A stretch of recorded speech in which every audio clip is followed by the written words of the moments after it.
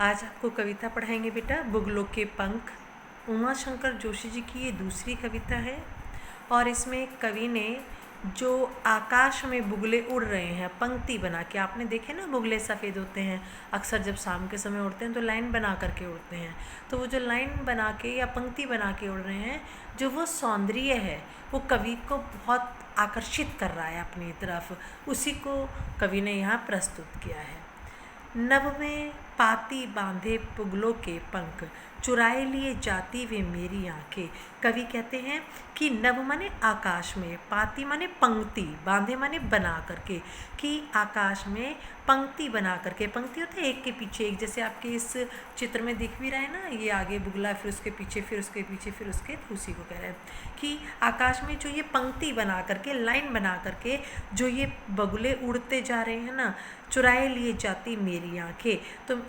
आंखें चुराने का अर्थ है कि अपनी तरफ आकर्षित करना, कि ये सुंदर बुगले जो उड़ रहे हैं आकाश में, ये मेरी आंखों को अपनी तरफ चुरा कर ले जा रहे हैं, अर्थात मेरी जो आंखें हैं वो इनके सौंदर्य में आकर्षित हो रही हैं।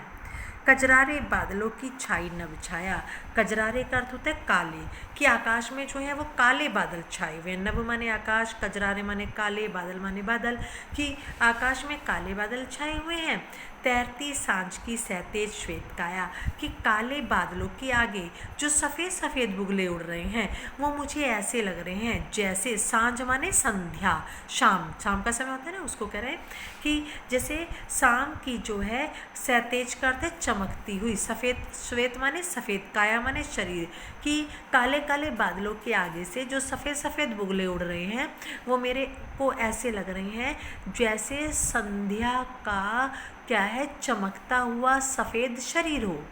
ना तो कोई सुबह का शरीर होता है, ना शाम का शरीर होता है, ना दोपहर का, लेकिन कवि की कल्पना है, तो यहाँ हमारा मानविकरण अलंकार हो गया। कह रहा है कि काले काले बादलों के आगे से, काले काले बादलों के आगे से जो ये सफ़ेद सफ़ेद बुगले उड़ रहे हैं ना, ये मुझे ऐसे लग रहे हैं जैसे संध्या, संध्या माने शाम का सफ़ेद शरीर हो, जबकि किसी का शरीर है नहीं, यहाँ मानविकरण अलंकार है। होले होले, होले होले होते धीरे धीरे, जाती मुझे मांद निज माया से, कह रहा है कि काले बादलों के आगे से जो ये सफ़ेद सफ़ेद बुगले पंक्ति बना के उड़ रहे हैं, ये मुझे अपने सौंदर्य की माया में,